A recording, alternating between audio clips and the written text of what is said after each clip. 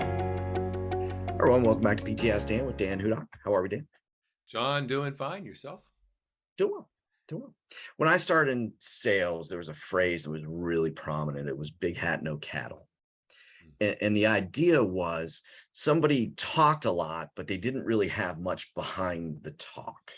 So somebody might talk a really big game about wealth and finances, but when you got down to it, they really just didn't have a lot of money. They didn't have the cattle to back up the hat.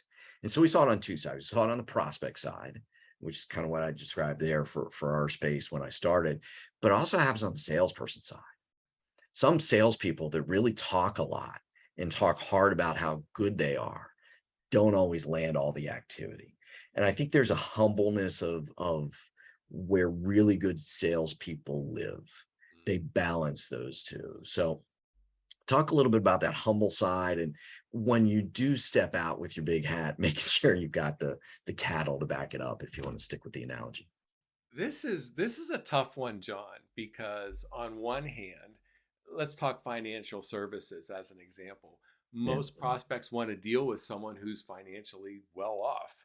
yeah, And yet, what do you do when you're just starting out? Or what do you do if you're not? And yeah. how do we show that? And so some people drive a really nice fancy car. Well, guess what? That's a turnoff for some people. Some people dress really nice. Well, guess what? That's a turnoff to some people. And so what do we do here? I think first and foremost, be true to yourself.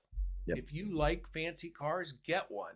If you like fancy clothes, get them. If that's not you, don't do that just to kind of show this air of expertise and wealth. Yes. So how do we then become more, I guess, secure in who we are and what we're dealing and that we actually have expertise? It's how you run yourself in a sales call. And here's it's that self-confidence. And John, here's what I'm going with here is there are times when I'm meeting with people, I'm meeting with owners, and they're saying stuff that I'm like, you've got to be kidding me. Hmm. And I nurturingly tell them that because no one else is. Yeah. And that alone gives me credibility. Not the car I showed up with, not the clothes that I'm wearing, not the Rolex watch or whatever. It's the fact that I can go toe to toe with somebody in a nice way and hold them accountable to what they're actually saying. There's the trick. Yeah, I think the big thing that's evolved in the last, say, 30 years when it comes to sales, you and I grew up in a world of image really was a thing and vanity was a lot more in play. And today, a lot more people talk, hey, just be who you are and let the cards fall where they may.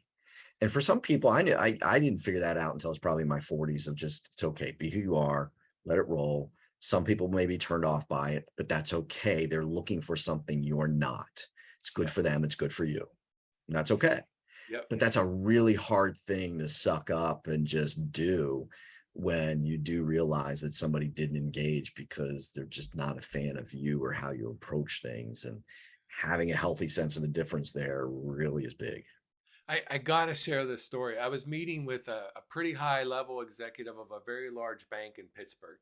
And the purpose of the meeting was to see if I could talk in front of their top 40 financial advisors. And it happened to be a day that I have off, which is Fridays. So I was in Yeah, jeans and tennis shoes and a shirt. And I told them that. I said, I'm off this day. This is what I'm going to look like.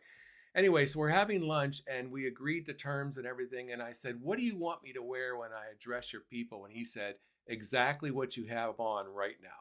I there you said, go. jeans and tennis shoes and a t shirt. He goes, that will get their attention way more than if you came in wearing a suit or a nice tie or something. Yep, Lesson learned. there we go. All right, everybody. See you again tomorrow.